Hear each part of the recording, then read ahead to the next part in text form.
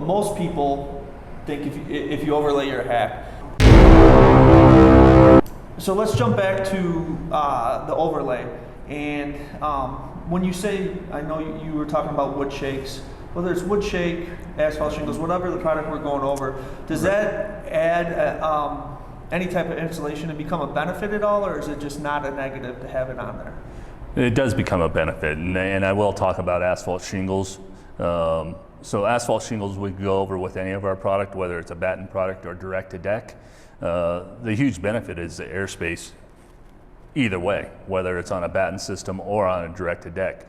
The direct to deck profiles for Tilcor CF has 3/4 of an inch airspace, tapering down, so you have continuous air movement underneath each course of panels there, just like you would on a batten system, which is an inch and a half continuous airspace. Sure, and I would even imagine, especially when we look at winter conditions, we're in Colorado today and it's below zero, the ability to not have to tear off, expose the roof to weather and just be able to go over it has got to be a huge benefit. It is a huge benefit, and it's a huge advantage to not only the consumer but also the contractor, because you're not open on that home for any length of time. The only thing that you're really going to open up is the ridges and hips, but you'll cover that when you get there. And then the other place would be at the eave if you're doing a batten system over a wood shake, because you have to do a cutback. But again, that overhang is over a non-conditioned space, so it's not going to affect anything if water were to get in to a soffit or at the eave. So it just helps reduce the liability, lets your crews work essentially year round, because even if the weather's going to be planned to be bad for the day, you could pick a section of that roof, install the roof, and move on without doing a complete tear off. For example, if you're tearing off an asphalt shingle roof or a wood shake, what do you do when you transition into a hip, or more importantly a valley? You have to tear out both sides of the valley to be able to install that and dry that in. So essentially you have to tear off any junction sections as a contractor to make that roof watertight before you can install the asphalt shingles, wood shakes, or whatever you're planning on to install on that roof. Sure. By overlaying the existing, you eliminate that problem. You eliminate being open and that potential for a problem or a leak inside. Yep. And I think, in general, when this topic comes up in roofing communities, like I said, it's very highly debatable, but most people think if you overlay your hack, and more often than not, that's related to go over with asphalt shingles, like 2 layers of asphalt shingles, which in most cases I agree it shouldn't be done. Right. Stone coated is kind of a different animal, and when stone coated was originally installed, and I think to this day still in New Zealand, for instance, they install it on open rafters, correct? That's correct, and it's done that way all over the world outside the United States. Building codes in the U.S. have changed, so it mandates having a deck or space sheeting that's closely filled and or underlayment over the top of it, and that's pretty much everywhere in the country. And like you said, in New Zealand and other parts of the world, they're installing on open rafter systems, and hence that's why a batten system was developed really back in the 1950s, because they weren't using decking. They were spacing either steel hat channel or wood battens across their rafters and then installing the roofing products directly.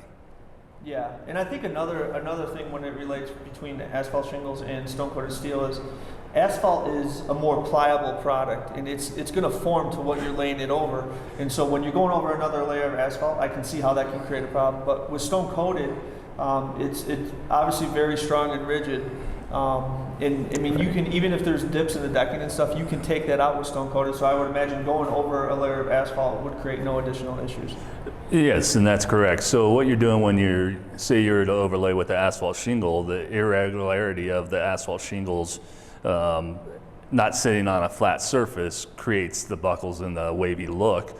Whereas on stone coated steel, you could bridge that. We're talking about a 52-inch wide panel with a continuous head check and a continuous nose on all the panels, which allows you to span almost 4 feet to take out those dips and stuff like that. On a direct-to-deck installation, Again, you're spanning the voids, and the irregular surface don't make a difference on that when overlaying it. For best roofing practices, I would say, and for the ease of installation, if you roll out synthetic underlayment or 15-pound felt over the top of, the existing shingles, it just makes it easier to interlock a direct-to-deck profile. But if you're going with a batten system, you don't need any underlayment at all for that system. Okay, absolutely. And I think one other thing too that comes up, and I think I don't know until Corestances, I think they would recommend, but one of the biggest things people talk about when you go over another roofing system is how do you make sure that you're not covering up a problem and it's going to create a bigger issue. For instance, a soft deck or something. So I'm assuming that there's recommendations to inspect the deck and make sure that there's no soft decking or rotted wood that needs to be replaced prior to overlaying. That's correct, and that's a good point. What you want to do is we're going to tear off all the hips and ridges, and we're going to cut back around the perimeter of the eave. Any potential problem is going to usually start at that location, unless the consumer said, hey, I have a problem in the middle of the field or a leak. You're going to notice any type of dry rot that you could address just by doing the cutback, the removal of the hip and ridge, and walking the roof. If you feel a soft spot, that's just an indication that you need to stop and investigate more. So as a roofing contractor, you know what a deck should feel like under your feet when you're walking across the roof. Right. So when you're inspecting the roof prior to the installation, or when you're given the quote, you're gonna walk the roof, ideally, if it's walkable, and notice that if there's any type of, dips or problem areas. But certainly when you dig into the roof and start the installation, you're gonna notice any type of dry rot or potential problems from pre-existing leaks just by removal of the hip and ridge and the cutback at the eave. No, that's fantastic.